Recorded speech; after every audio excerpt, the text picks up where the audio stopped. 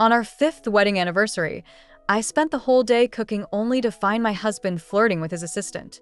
"I know it's our anniversary," he said, "but the little girl is difficult, and she needs me to stay with her. Because making her happy by choosing her on the day I care about the most is what matters to him." But after I chose to let it go, my ex-husband begged me not to divorce him. 1. I was woken up at a little past 1 a.m. by the sound of a car outside. I'm a light sleeper, and soon I could hear a man and a woman flirting. Still wearing my dress, I tiptoed outside. In the garden, I saw Yale and his young assistant entwined together. Yale was slightly tipsy, his neck encircled by the assistant's arms. His collar was partially open, and he was leaning against the car door as she planted kisses all over his neck. "Yale, can't you just go home with me tonight?" The assistant's voice was seductive, but Yale pushed her away. He saw me. Our eyes met, and I saw disdain and scrutiny in his. It seemed I shouldn't be here at this hour, that I was out of place. I helped Yale close a big deal today, and he was in a good mood, so we had dinner and came back a bit late. The assistant smirked, her voice sweet and provocative. What kind of deal required an assistant and late-night drinking? The answer was obvious. Yale didn't seem flustered by being caught, nor was he angered by her insolence. He lazily released the assistant and opened the car door to send her off. "Please make sure she gets home safely." The rideshare driver sped off in Yale's Porsche. Yale shrugged indifferently, his jacket draped over his arm, and approached me casually. "Still awake?" I was left behind, and the thin fabric of my dress made me feel cold in the night breeze. Tears welled up in my eyes. Yale. "Aren't you going to explain anything?" How could he just walk away as if nothing had happened? At least, he should be a little flustered, right? He stopped and looked at me with a hint of amusement. "Explain what? Didn't you see everything? Do you want me to admit that I'm cheating on you?" 2. The scent of cigarettes, alcohol, and a woman's perfume danced in the air. Yale tossed his jacket onto the couch and rubbed his temples wearily, turning to go to the shower. I stood in the doorway, my words caught in my throat, unsure of how to begin. Yale had cheated, yet he acted as if nothing was wrong, not even bothering to acknowledge me. It felt like I was the one who had done something wrong, hesitant and confused. He noticed me and raised an eyebrow. "Something wrong?" Then his eyes softened. "You've gained weight. That dress doesn't look good on you." I looked down at myself. I was definitely out of shape compared to his young assistant. As you get older and more stressed, it's natural to put on weight. The collarbones that could once hold a goldfish were now starting to disappear. Yale had told me when I was wearing my wedding dress that no matter how much weight I gained, I would always look best in a dress. I believed in his sincerity, but I also had to admit that sincerity could change in an instant. This absurd conversation finally made me snap. "Do you know what day it is?" He glanced at me and scoffed, his voice unusually calm. "Yes, our 5th wedding anniversary. Actually, it was yesterday, since it's a new day now." He revealed my slip-up with a chuckle, as if it were an insignificant matter that could be easily dismissed.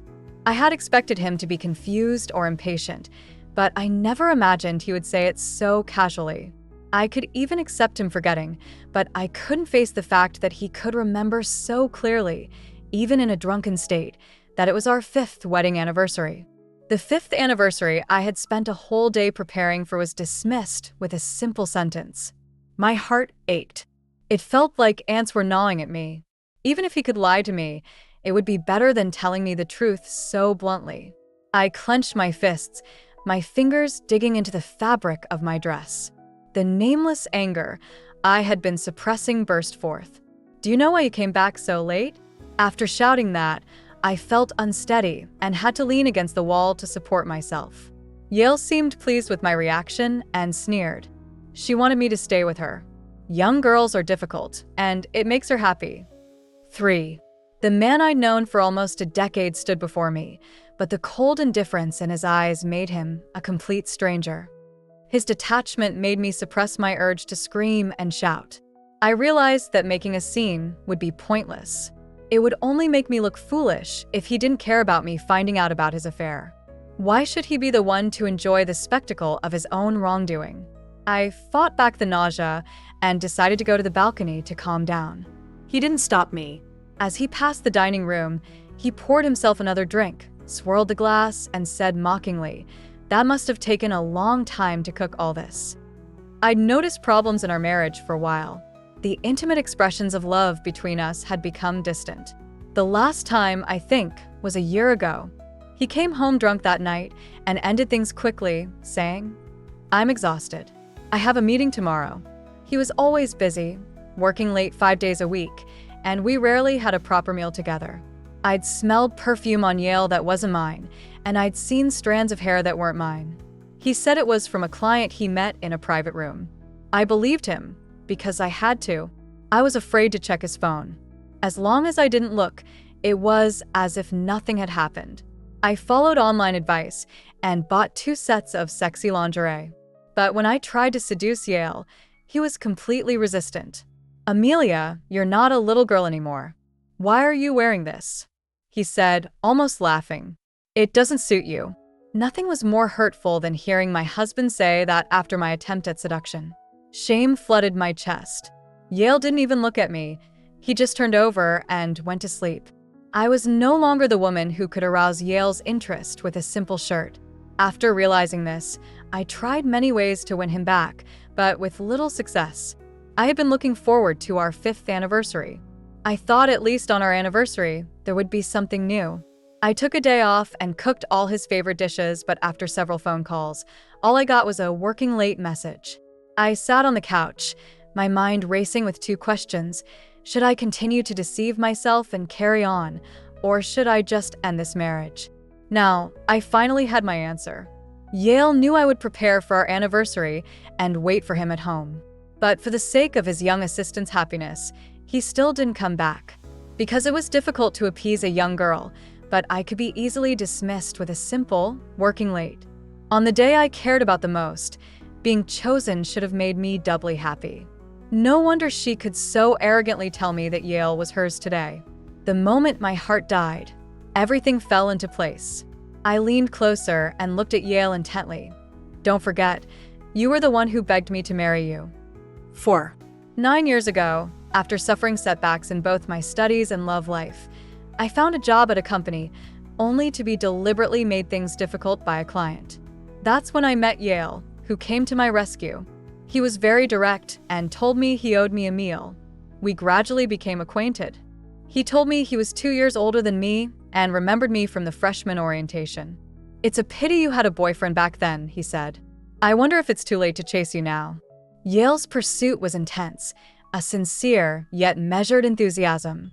Within a year, he had helped me completely erase all traces of my ex-boyfriend from my heart and accept him.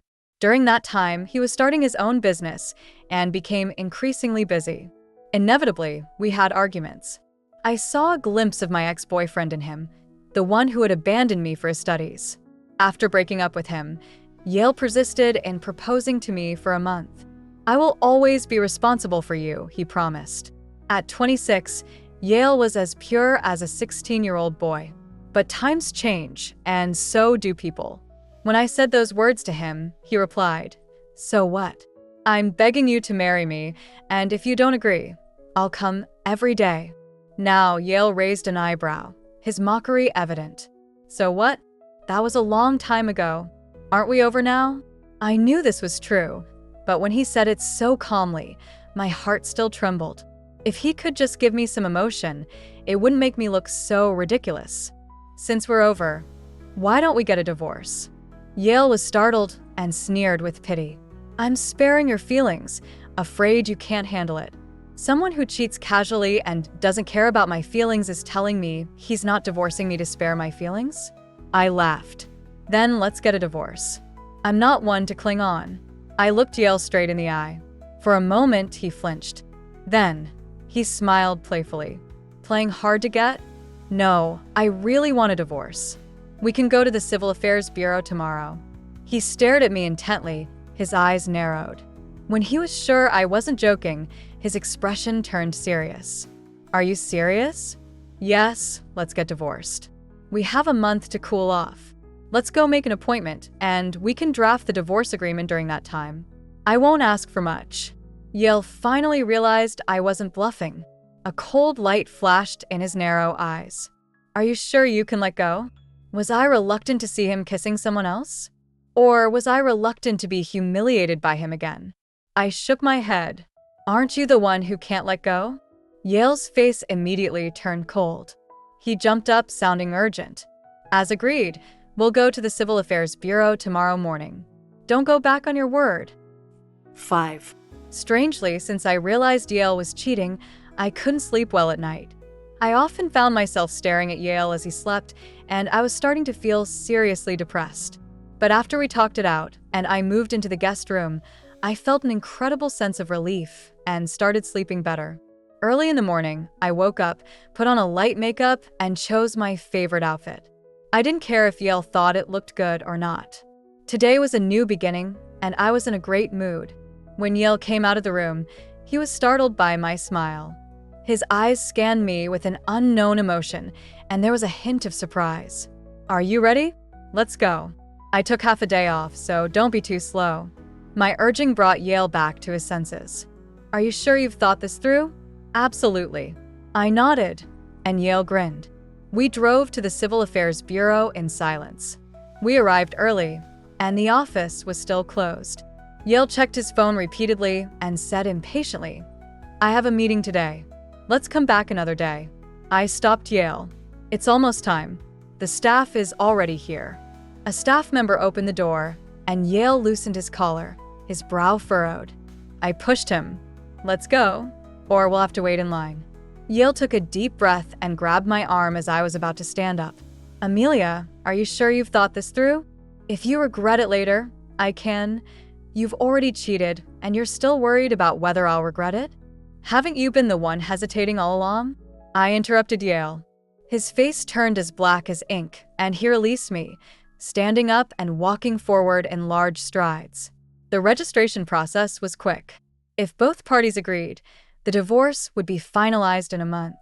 I told Yale to go ahead, and I took a taxi to the company. He hesitated and leaned against the car door, looking at me. You have a month to reconsider. If you regret it, you can cancel it. No need. Why are you saying so much? What are you afraid of? Yale seemed to be struck by my words and retorted angrily, I'm afraid you'll take too much of my property. I told you I won't ask for anything. Have your lawyer draw up the agreement and show it to me. If it's reasonable, I'll sign it directly.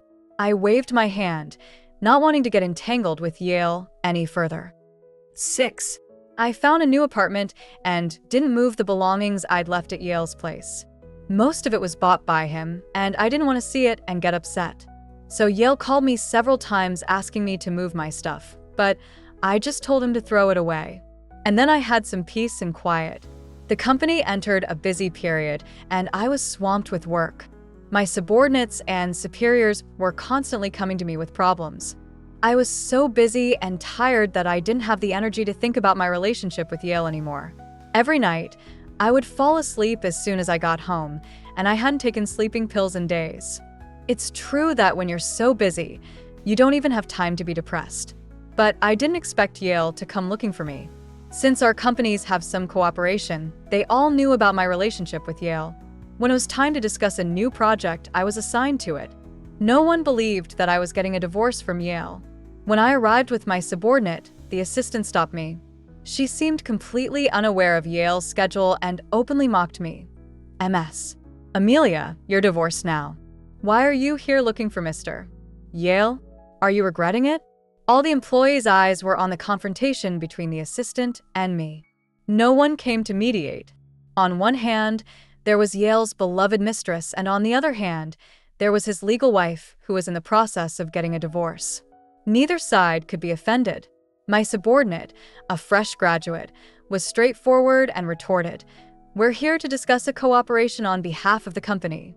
Mr. Yale knows about this. Why are you stopping us? What cooperation? Aren't you just relying on Mr. Yale's position to climb so high in the company? Otherwise, how could you be here to discuss cooperation? The assistant couldn't keep her cool. At such a young age, she had already dug her own grave by showing off in front of so many people. I stopped my subordinate and asked her. The company requires a minimum of a bachelor's degree. As a junior college graduate, how did you manage to climb to the position of assistant in just 1 year? Your salary and benefits are better than some graduates from prestigious universities. Is that fair? When someone is questioned, the best way to respond is to counter-question. Sure enough, the assistant blushed. That's because I'm capable. Really? So you're saying that they're all inferior to you? You're capable, but why can't you even do the most basic job of assisting your boss? This is a proper company, and you're turning away representatives who come to discuss cooperation. Is this how an assistant should treat guests? The assistant's face turned visibly red, and the employees who didn't like her exchanged knowing glances. Yale came out of his office, and when he saw me, a flash of joy crossed his face. He didn't notice the assistant beside him. Come to the conference room. 7. No, we can't do that, I said, stopping my subordinate. Your little assistant doesn't want to give us a chance and wants to kick us out. That must be Mr. Yale's intention too, right? I raised an eyebrow at her. The assistant's face turned red, and she was about to cry. I don't know. All right, stop making a scene. Yale had made his stance clear, but I wasn't going to let it go. Is this how your company treats people? I asked, pointing at the assistant. She should apologize. The assistant's eyes were red and watery, and I felt a pang of pity. Yale softened and protected her, saying, she's new here and doesn't know any better. I'll teach her a lesson later. Let's forget about it this time. Forget about it? He really cared about this little assistant. In front of the entire company, and even though I was a representative of another company, he didn't give me any face. My subordinate, seeing the injustice, spoke up. Mr. Yale's company doesn't seem very sincere about this cooperation. We'll just forget about it. As soon as the words left her mouth, I was stunned. Young people are so impulsive. I'll have to clean up this mess. Yale looked at both of us with a dangerous glint in his eyes, and I waited for his reaction. After a tense 3 seconds, Yale pushed the assistant forward. Apologize. Hurry up. Yale was clearly unhappy, and his frown showed his displeasure. The assistant, still seeking help, reluctantly lowered her head. It wasn't as satisfying as I had imagined. Yale was just compromising for his own benefit. With just the 3 of us in the conference room, Yale sat down in his chair, looking very relaxed, his gaze fixed on my subordinate. What's your relationship with her? I'm a new employee at the company, and MS. Amelia is my mentor. The young man answered honestly. Yale turned his gaze back to me and said mockingly, You're doing well. You even have new employees. I turned cold. Mr. Yale, let's get down to business. He was interrupted, and his eyes darkened as he listened to my subordinate's presentation. He found fault with everything. He dismissed the cooperation plan that our entire team had worked on for 3 revisions. I put away the documents. I guess that's it then. Maybe we can cooperate again in the future. Before leaving, Yale stopped me. Come alone for lunch tomorrow at noon. I'll think about it. I knew he was doing it on purpose. The upturned corner of his mouth said it all. He was the best candidate for this project, and my superiors had repeatedly told me to make it happen. I had to consider the bigger picture. The assistant stood at the door, no longer looking aggrieved. She held her head high and said some polite words to send me off, her eyes filled with undisguised triumph. No wonder Yale had been checking his phone so frequently. He was getting his revenge. 8. I drafted and redrafted countless messages to Yale, but nothing felt right. I needed to distance myself from this relationship. Work problems would be handled at work. I arrived at noon, exactly as planned. The assistant, who must have been warned in advance, didn't cause any trouble and reluctantly led me to Yale's office. He was on the phone, speaking in a British accent. He gestured for me to wait. For a moment, I was transported back to when I first met Yale. Back then, he was already busy starting his company. When I went to see him, he was in a new office building, his back to me, yelling into the phone in English. When he turned around and saw me, his eyes softened. Amelia. I'd remembered that seamless shift for years. Until Yale hung up the phone, I realized he was different from the man I remembered. Gold-rimmed glasses perched on the bridge of his nose. Fine lines creased the corners of his eyes, giving him a mature, commanding presence. He picked up his coat. "Let's go eat." "The contract." "It's lunchtime. We can't have people saying I'm mistreating my business partners." He said it so seriously that I couldn't argue. Yale told his assistant, "If anyone looks for me before 3 p.m., tell them I'm busy." I felt another dangerous look land on me. Yale took me to a Sichuan restaurant. It was quite spicy. I could handle spicy food, but his stomach couldn't. Gradually, I had cut back on spicy food too. "I need to keep my guests happy," he said, noticing my question. The dishes he ordered were all my favorites. We sat opposite each other, the atmosphere awkward. I took out the contract, trying to break the ice. He suddenly asked, "How have you been?" "I've been fine." He seemed a bit self-deprecating. "Are you really that well off without me?" I hesitated, then nodded. Yes. "What's with these pills?" They were small bottles, clearly for insomnia and depression. "I found them when I was packing." "When did you start taking them?" He blinked, trying to find an answer from me. I shook the bottle, and the pills clinked against the glass, the sound quickly lost in the noise of the restaurant. "Since you started cheating." 9. Yale may have thought he was hiding it well. At first, his cheating was cautious. But a woman's intuition is always heightened when it comes to someone she cares about. One weekend a year ago, I went to his company to keep him company. He took me to order afternoon tea and casually said, "One with 3/4 sugar, no nuts." That wasn't my usual order. There were no important clients visiting the company. Out of 100 or so people in the entire company, no one would need him to remember their tea preferences, but he did, and it was so natural, as if he ordered it often. But Yale, he didn't like drinking milk tea. In the past, when he ran errands for me, he would only remember 3/4 ice, full sugar. It was at that moment that my alarm bells went off. Someone had taken my place. I didn't say anything. Yale was busy paying, and he didn't notice my changed expression. Later, that special order of milk tea went to the young assistant.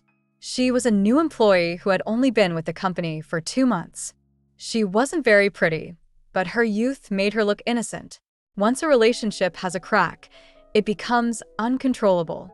I could accurately detect something was wrong with Yale's every move.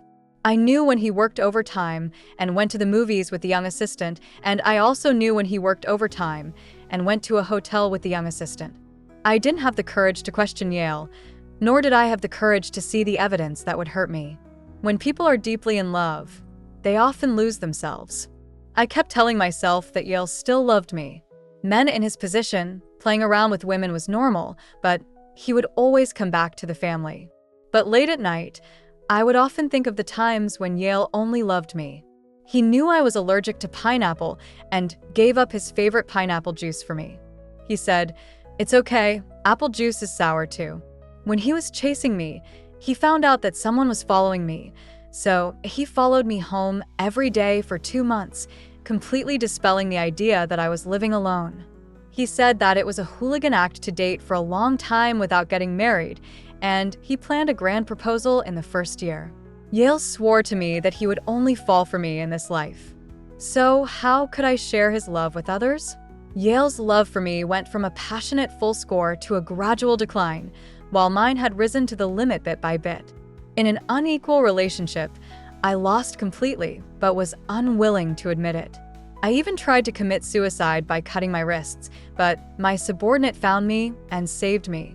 I told her to keep it a secret, and the company thought I was under too much pressure and gave me a week off. During that time, Yale, under the pretext of a business trip, went out to play with the young assistant. He never knew that while he was having an affair with someone else, I almost died at home. 10. As I said those words, I felt nothing. After that dark period of torment, my brain had simply blocked it out. I didn't know what expression was on Yale's face. He poured me another drink. "I didn't know any of this. You never told me. No wonder you were so good to me during that time." The only solution I could think of was to win back Yale's exclusive love. No matter how busy I was at work, I would go home and cook for him. I remembered every casual remark he made and almost became his maid. Even my colleagues laughed at me, saying I wasn't as good to my boss as I was to him. But nothing worked. Perhaps it was the law of diminishing returns. Knowing how good I was to him, Yale thought I couldn't live without him and became even more brazen, going out more and more frequently. He probably guessed that I knew he was cheating, but so what? He had nothing to lose. My pleas for his attention had only emboldened him. The food arrived, very spicy. Yale didn't eat much, and neither could I. I had given up spicy food for so long that my taste buds had changed. Yale sighed, his voice trembling slightly from the spice. Amelia, let's get back together. I'll make it up to you. I can't accept your little assistant. Will you break up with her? If you do, I won't divorce you. Yale didn't answer directly. He kept drinking, and the steaming hot pot filled the air with mist. I couldn't see his expression clearly. It was ridiculous. Even in this situation, I was trying to force him to break up with his assistant by threatening divorce. I was just unwilling to accept that Yale, who had said he loved me for 8 years, could be so easily replaced by a girl he'd known for only 2 months. Even without love, I wanted to fight for him. He had said he didn't want a divorce, that he wanted to get back together. He knew I had tried to kill myself because of him. Wouldn't he feel guilty? He hadn't seemed to care about his assistant that much at the company. Maybe I could win this time? I waited a long time, but Yale didn't say anything else. But his silence was even more painful. His favoritism was still given to someone else. The girl who could make him rush to the hospital in the middle of the night because of her period had won. We didn't eat much of the meal. Yale reached out to me. Give me the contract. He signed without even looking at it.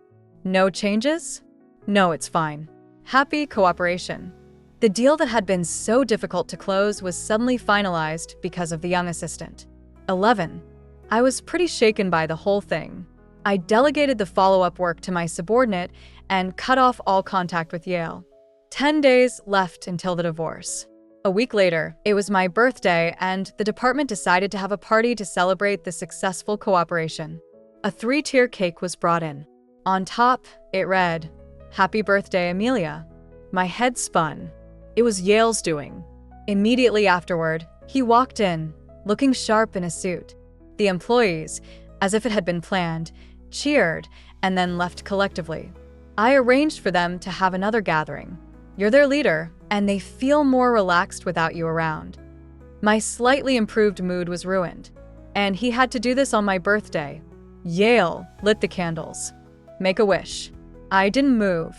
What do you want? Make a wish first. We stood there in a stalemate, and his expression gradually became uncomfortable. I've broken up with my assistant. So, we celebrate our birthdays together every year. Make a wish first. The wax was dripping onto the cake. I stared at the flickering flame and said calmly, "Last year, you spent it with her." The first time Yale celebrated my birthday, he also brought a big cake and asked me to make a wish. After that, tacitly, no matter how busy we would always make time to celebrate our birthdays together. But last year, the assistant couldn't handle the complicated document handover, so Yale went and never came back. I waited until the ice cream on the cake melted and had to throw it away. His expression became even more uncomfortable, and he repeated, "I've broken up with her." So what? I repeated myself. The atmosphere in the room was tense. So, what if he had broken up with her? I knew he still cared about her. No matter what the reason, I didn't care about them anymore. The candle had burned halfway down, and Yale's patience was wearing thin. He blew out the candle himself. "Amelia, what do you want? It's been almost a month. Isn't this enough drama? Didn't you say you wouldn't divorce me if you broke up with her? I've done it. I won't contact her again." Oh, he thought I was throwing a tantrum by asking for a divorce. He thought he could just coax me back with a cake. I looked at him with a sad expression. "Yale, I don't love you anymore, okay? This divorce is happening." 12. You're playing with me? Yale's expression turned ugly. You think we can just get back together because you say you've broken up with her? But you hesitated back then. If you love her so much, wouldn't a divorce be perfect for both of you? Hiss. Yale let out a dangerous growl. "Amelia, do you have a heart? We haven't been in touch for so long, and I specifically came to your company to discuss a cooperation, and then I brought you a cake, and this is how you treat me? What? You're acting like you're my savior? I gave you a year, and when did you ever seize the opportunity? My anger was rising. How dare he blame me? When I went to your company, how your little assistant treated me, you know very well. If it weren't for your indulgence, how dare a mere employee do that? You said you were tired of me, bored with me, and now you're acting all high and mighty? Yale, are you sick in the head? He was pushed back by me and was stunned. He emphasized, I really have broken up with her. Fine. You broke up. So what? I was trembling with anger. It was as if he couldn't understand human language, and he just kept telling me that he and his assistant were over. All the emotions I had suppressed suddenly erupted. Just because you broke up doesn't mean you two weren't together. Just because you broke up doesn't mean you didn't cheat. Do you want me to give you an award? To celebrate Mr. Lou breaking up with his little lover? What's the difference between that and a murderer saying they've reformed? Yale was dumbfounded by my outburst. He held the cake cart tightly and looked at me as if he didn't recognize me. His glasses reflected a cold light. Can you calm down? I know you still have feelings for me. You're just angry. Fuck you. I don't love you anymore. I'm just angry at how shameless you are. My ex-boyfriend wasn't as disgusting as you, dumping me and then coming back to make up. Am I so pathetic? I've given everything up for you and your lover, and you still want to make me angry? Yale fell silent. We were like two trapped beasts, glaring at each other, neither willing to yield. He broke the silence. Amelia, you're not young anymore. You should think about your future. With you, I don't have to worry about anything. The job market is tough now. If you lose your job in a few years, What? is being with you better than being unemployed? You can kick me out anytime, but at least I have a job. If I had agreed to stay in your company, I would have been jobless and alone by now. I spat at Yale, feeling that if I continued this conversation, I would have a relapse. Before leaving, I threw the candle on the cake at his face. I told you before, I'm 1 year older on my ID. I'm 29. Why did you put 30? Even if I'm not young, I'm still in my 20s. I'm better than a 32-year-old old man. And your figure is terrible too. Don't you know you've gained 20 pounds? You're about to have a beer belly. Yale was shaking with anger, but who cares? It was his problem. 13. The day before the divorce, I met with Yale again. The reason was simple. After being dumped, the assistant, out of resentment, tampered with the cooperation details between the two companies, causing irreversible damage. The only person to blame for this was Yale, who had spoiled her so much that he even let her participate in the contract. As the person in charge at that time, I went to their company. The assistant was causing a scene, smashing things to vent her anger. When she saw me, she became even more furious and lunged at me. Yale stepped in between us and pushed her hard. The assistant fell into the pile of broken things, her face contorted. You pushed me. You actually pushed me for her. Yale, didn't you say you had no feelings for her? You said we could get a divorce anytime. Why are you so reluctant now that we're divorced? And you're still haunting me even after the divorce. If it weren't for your interference, President Yale would never have abandoned me. She was like a madwoman, nothing like the cute girl she used to be. It seems that everyone looks the same when they don't get what they want. The security guards came over. Without Yale's favor, they were no longer gentle and roughly dragged the assistant away. The assistant tried to grab Yale, but Yale remained cold and moved closer to me. Are you willing to treat her like that? The assistant heard this, but got no answer. Sometimes, a silent answer hurts more than a spoken one. I guess that Yale couldn't let her go. Otherwise, he wouldn't have let her stay after saying they were over, and he wouldn't have let her get away with such a big mistake. If she had been patient, she might have succeeded. I went to the meeting room with him, and he agreed readily. I'll pay for all the losses. I gave him a new compensation contract. If there are no problems, sign here. Suddenly, he looked up at me. Have you thought it through? Now, it's your turn to think. I said we're getting a divorce, he paused. She's gone now, so you can rest assured. Yale, don't you understand? We're getting a divorce, not because of her. Yale's hand holding the pen stiffened. I was afraid he would tear up the contract. But I've only been with her. Yale's voice was barely audible. But you've given your love to someone else. It's no longer pure. It wasn't just her. There could have been others. Yale, I'm disappointed that you cheated, not because you cheated with her. He was silent again and signed the document, his hand trembling. 14. At the Civil Affairs Bureau, Yale didn't want to go inside.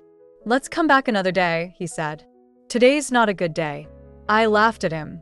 What? When did you become so superstitious? Yale took a deep breath. I'm the boss. I have to believe in these things. Just don't go today. Let's talk about it later. I don't think so. I stared at Yale's evasive eyes.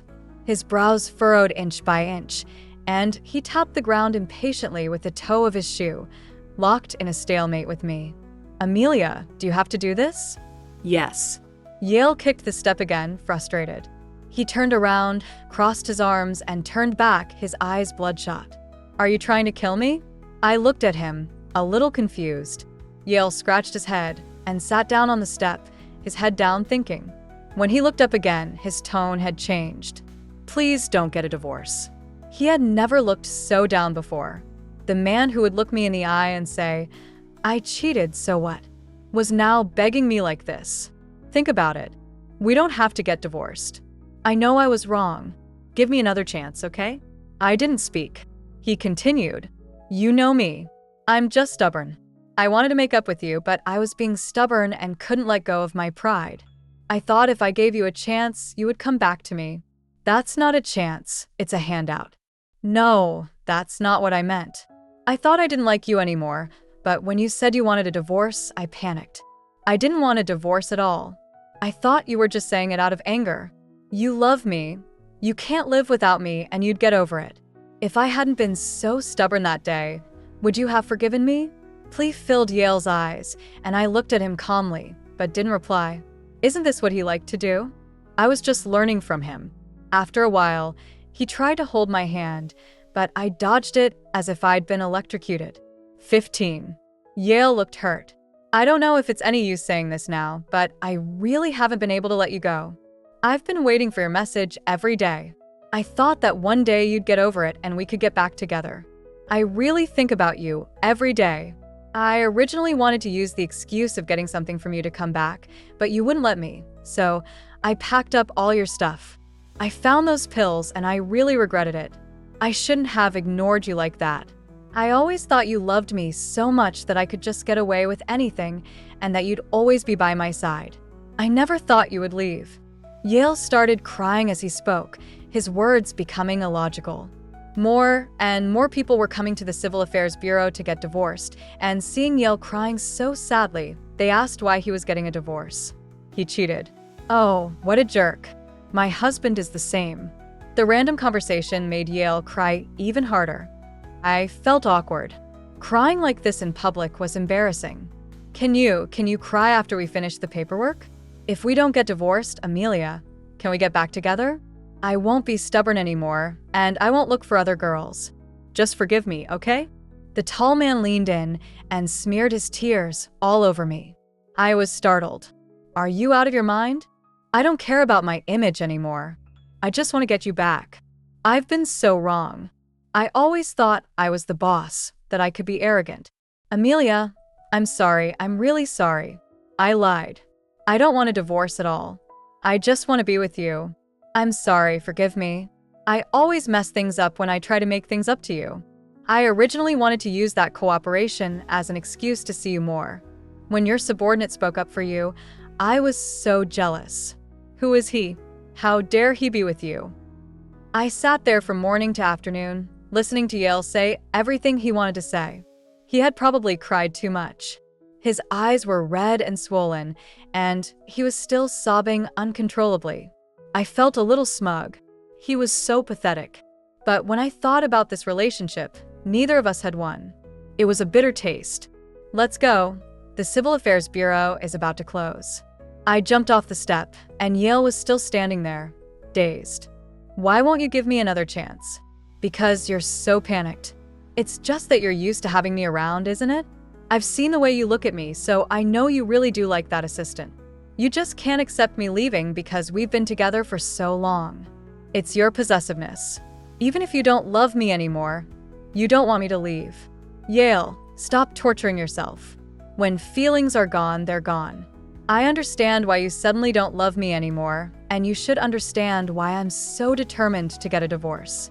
Yale's face was a mixture of sweat and tears. He looked up and smiled bitterly. Was I crazy just now? To ruin my image like that. Fine, let's get a divorce. Who cares? Finally, he moved. We finished the divorce proceedings quickly. Yale didn't say anything else. When we left, he didn't say goodbye either. He just walked away with a sullen expression. But his car stayed parked there, not moving. Later, I received a large sum of money. Compensation for you. Don't regret it later. It was a childish thing to say, but he was probably still holding a grudge. I avoided the project as much as possible. I heard that after the compensation, Yale's company started laying off employees. Oh, well, I never expected to rely on him for a living.